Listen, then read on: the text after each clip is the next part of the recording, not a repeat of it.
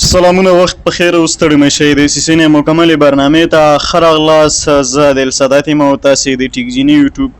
چینل تعقیبوئ. په تېر درس کې موږ تاسې د STP په پارت 2 باندې خبرې کړې وې او په مهمو موضوعاتو باندې مې په دې هکله په STP په هکله بحث کړی، خو نن موږ تاسې په ډېره اهمه او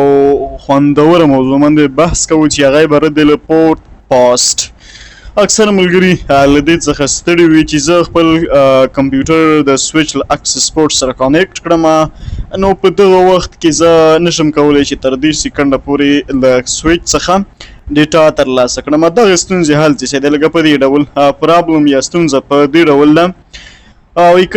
کله چې موږ کمپیوټرونه د اکسس پورټونو سره ونښلو، پورټونه د اپ حالات ښیي خو ډیټا نشي استولی یا ترلاسه کولی، ستونزه څه کیدی شي؟ نو په دې ډول باندې دا د دې سره کنیکټ هم شو، او کله چې موږ CLI ته لاړ شو هلته موږ ته ښایي کېږي د نت 0/1 او سټیټس یې مینول اپ دی، صحیح ده. نو دلته تاسې وګورئ د دې دغه حالات اپ حالات کې دي، صحیح ده، خو بیا هم دی که چېرته موږ څه ډیټا ولیږو دا نه لیږل کېږي، صحیح ده. نو ستونزه څه کیدی شي؟ ستونزه د دې لپاره حل دی لاندې لیکلي دي. دا معمولا د STP یا سپیننګ ټری پروتوکول د وخت نیولو له امله وي، مخکې له دې نه چې فارورډینګ حالات ته داخل شي. خاص ستونزه دا ده، تاسو ته ما مخکې ویلي چې STP په لومړي سر کې له بلاکینګ حالت څخه وروسته یو پورټ په لیسنینګ او لرنینګ حالات کې خپل وخت تېروي، صحیح ده. تاسو ته ما ویلي دا موقتي حالتونه دي. په دغه حالات کې 15 سکنډه به لیسنینګ او 15 سکنډه په لرنینګ حالات کې دغه انټرفیس پاتې کیږي چې په پوره ټوټل 30 سکنډه کیږي، صحیح ده. او دغه 30 سکنډه دغلته وخت نیسي ترڅو مقابل طرف میکادرس څنګه کړي زده کړي او ځینې نور اهم معلومات له ځان سره واخلي په میکادرس ټیبل کې. خو راځو موږ وایو چې نه دغه 30 سکنډه ډېر وخت دی، شاید زه خپل کمپیوټر له سویچ سره کنیکټ کړم، صحیح ده، او سویچ زه خپل کمپیوټر د DHCP له لارې IP ادرس اخلم، یا زه غواړم چې خپل کمپیوټر کې انټرنیټ استعمال کړم، خو لومړی 30 سکنډه ډېر مهم دي. زه یو ضروري میټ لرم، صحیح ده، انټرنیټ ماته مهم دی، او زه ورته نه دا 30 سکنډه باید چې ختم شي. نو د دې لپاره موږ PortFast استعمالوو، صحیح ده. نو دغلته دا 15 سکنډه په لیسنینګ سټیټ کې نیسي او 15 سکنډه په لرنینګ سټیټ کې نیسي چې ټوټل موږ سره شوي 30 سکنډه وي. نو راځو اوس د دې په سلوشن باندې غږیږو. زه دا کمپیوټر له سویچ له کمپیوټر سره وصل کوم، او کله چې PortFast فعال شي نو پورټ د STP د لیسنینګ او لرنینګ حالتونو ته نه ځي، بلکې سم د لاسه فارورډینګ حالات ته داخلیږي چې دا کار کمپیوټر ته اجازه ورکوي چې ژر تر ژره ډیټا واستوي او ترلاسه یې کړي. نو دغه ډایرکټ څنګه کیږي؟ فارورډینګ حالت لري، صحیح ده. داسې نه کیږي چې لومړی چیرته لاړ شي لیسنینګ لاړ شي بیا لرنینګ لاړ شي او له هغې نه وروسته لاړ شي، نه، ډایرکټ د لیسنینګ او لرنینګ حالات ته نه ګوري، ډایرکټ ځان فارورډینګ حالات ته اړي، صحیح ده. PortFast کنفیګریشن. نو په عمومي ډول باندې د PortFast د فعالولو لپاره دوه لارې شتون لري چې یوه لاره د انټرفیس کنفیګ موډ له لارې. انټرفیس کنفیګ موډ له لارې موږ کمانډ لیکو چې سپیننګ ټری PortFast، هلته به مو ته انټرفیس معلوم کړی وي، ته لیکو چې سپیننګ ټری PortFast خلاص. خو دلته مو خبره دا ده چې د this enable PortFast and the specific interface، د دې کمانډ په تر باندې موږ کولی شو چې PortFast په یو معلوم انټرفیس باندې څنګه کړو؟ فعاله کړو. او بل لیک د ګلوبل کنفیګ موډ له لارې څنګه کولی شو چې PortFast فعاله کړو، یا انټرفیس کنفیګ موډ کې به موږ تاسې به په ګلوبل کنفیګریشن موډ کې عموم نو لیکو چې سپیننګ ټری PortFast ډیفالټ، صحیح ده. هلته مو ورته انټرفیس په نښه کوو، خو دلته ورته انټرفیس نه په نښه کوو، دلته ورته په ګلوبل کنفیګریشن موډ کې یوازې لیکو چې سپیننګ ټری PortFast، او لاندې تاسې وینئ چې this command enable PortFast and all access ports، صحیح ده. نو دغه کمانډ به تاسو سره مرسته وکړي چې په ټول اکسس پورټونه چې تاسې په خپل سویچ باندې لرئ هغې باندې به دغه PortFast by default څنګه شي؟ په یو کمانډ په تر باندې فعال شي. ښه، PortFast کنفیګریشن پر پورټ، دلته وګورئ زه PortFast په پر پورټ باندې کنفیګر کوم انټرفیس ګیګابیټ ایدر 0/1 باندې زه دا انټرفیس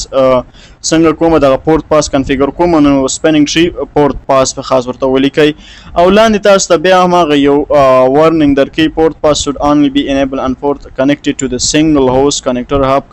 concentrators switch bridge etc. نو دلته تاسو ته وایي چې پورت پاس یوازې باید په کنفیګري په هغه سنګل هوست باندې صحیح ده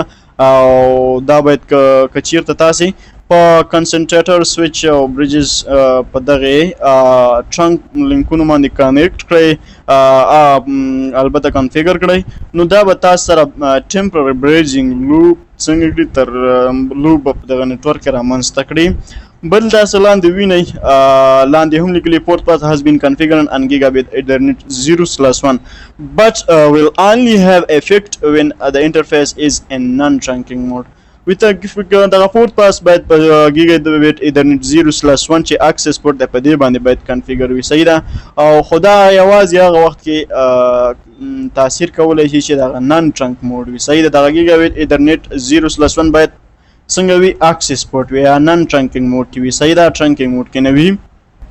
خام بیا زه ورته لیکم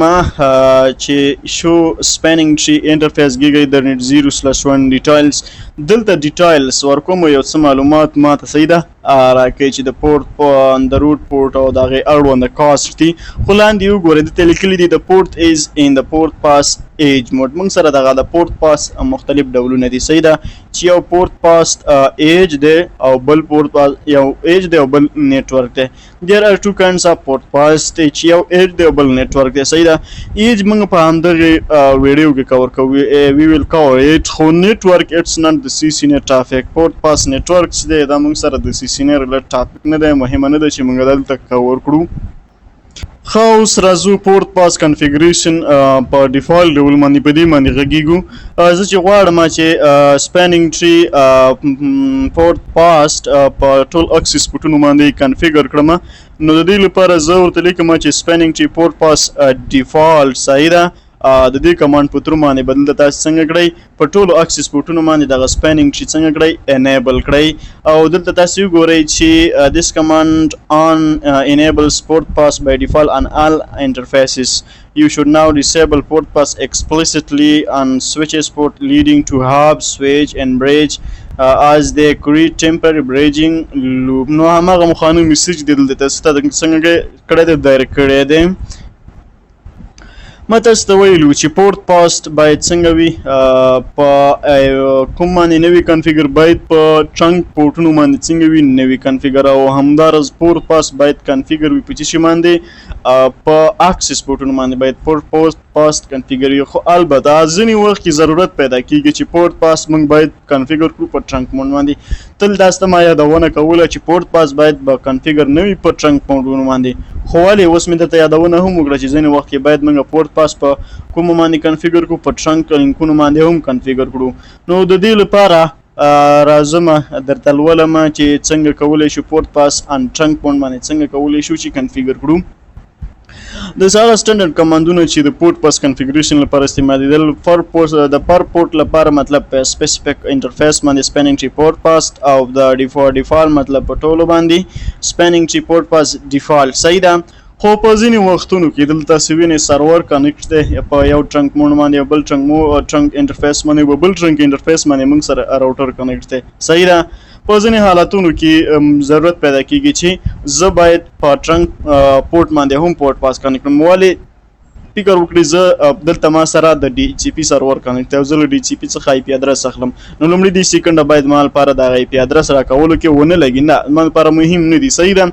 یا په ځینې حالتونو کې ما تاسو ته ویلو چې په CCNA فانډامنټلز یا اساساتو کې مې تاسو ته ویلو چې ځینې حالتونو کې موږ فایروال د نیټورک په خارج کې نه بلکې په داخل کې لګو نو د داخل کې لګولو لپاره باید موږ تاسې دغه فایروال له سویچ سره کنیکټ کړو صحیح ده او سویچ سره کنیکټ کړو د ټرنک لینک له لارې د فایروال لپاره باید موږ تاسې باید دغه پورت پاس الریډي څنګه وي کنفیګر وي او دا د سکیورټي کې د خطراتو مخنیوي لپاره غوره لاره ده خو په ځینې حالاتو کې تاسو غواړئ پورت پاس په ټرنک پورټ باندې فعال کړئ لکه په پورته ډیاګرام کې چې وینئ یو پورټ چې له سرور سره وصل دی او په بېلابېلو ویلنونو کې وي صحیح ده او همدارنګه یو پورټ چې له راوټر سره وصل دی او په دغه راوټر باندې دغه راوټر چې د په دغه راوټر باندې راوټر انسټیک چې مخکې مو هم لوسته دی کنفیګریشن مخته تللی دی نو مونږ کولی شو we can configure the trunk port as a port pass by using this command. د دې کمانډونو په تر باندې مونږ کولی شو چې دغه port pass configure کو spanning tree port pass او trunk. صحیح ده trunk به په وروستۍ برخه کې څنګه کړي که ورته یادونه وکړي او لاندې تاسو ته هماغه پخوانی څه شی کړی دی میسیج دلته ایښودلی دی او همدارنګه زه ورته لیکم چې شو سپیننګ ټری انټرفیس ګیګا د نت 0/1 ډیټایل دلته لیکلی دی آوټپوټ اومیټډ صحیح ده او د پورت از ان پورت پاس ایج ټرنک موډ. نو تاسو ته ما ویلي چې موږ سره د پورت پاس پورت دوه ډوله دی چې یو نیټورک دی او بل ایج دی او یو بل ان نیټورک دی. پورت پاس ایج د پورت پاس ایج د RSTP یو ځانګړتیا ده چې اجازه ورکوي هغه اکسس بورډونه چې د پای کاروونکو وسیلو لکه کمپیوټرونو سره وصل وي سم د لاسه فارورډینګ حالت ته داخل شي. نو تاسو ته ما وویل چې دا د شي RSTP یا ریپډ سپیننګ ټری کوم چې زموږ استاد راتلونکي لیکچر د هغې یوه غوره ځانګړتیا ده. د پورت پاس ایج اکثره په ماډرن سویچونو کې څنګه کارول کیږي صحیح ده او RSTP هم د HTTP modern version دی صحیح ده. همدارنګه in modern Cisco switches if you use the commands that we covered the device will automatically add the H keyword to the configuration. نو تاسو ته ما وویل چې modern Cisco switches کې موږ تاسې همدغه port pass command وکارو نو اتوماتیک له بدای دغه H keyword څنګه کې په خپل configuration کې اضافه کړي. لکه موږ په ساده ډول چې پورت پاس کنفیګر کول سپیننګ ټری پورت پاس صحیح ده خو په رننګ کنفیګ کې به موږ لیکو سپیننګ ټری پورت پاس ایج او همدارنګه به بل موږ لیکل د ټرنک پورت لپاره چې پورت پاس کنفیګر کول سپیننګ ټری پورت پاس ټرنک. په رننګ کنفیګ کې موږ به وینو چې سپیننګ ټری پورت پاس ایج ټرنک صحیح ده به اتوماتیکلی دا څنګه کې دغه ایج ورته څنګه کې اضافه کوي. همدارنګه په ټول اکسس پورټونو باندې چې پورت پاس کنفیګر کول په به اتوماتیکلی په موږ ووینو په ماډرن سیسکو سویچز کې په څه شي کې په رننګ کنفیګ سپیننګ ټری پورت پاس ایج ډیفالت د ایج کیورډ به څنګه کې ورته اضافه کړي. نو ډیره مننه چې زموږ ویډیو مو تر دې ځایه تعقیب کړه.